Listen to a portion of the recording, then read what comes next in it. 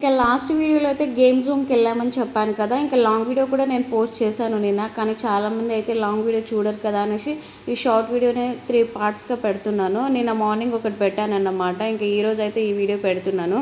ఇక్కడ వీడియోలో కనిపిస్తున్నది కదా, ఇంకా అట్లనే సేమ్ వీళ్ళు ఇక్కడ ఎక్స్పీరియన్స్ అవుతున్నారన్నమాట.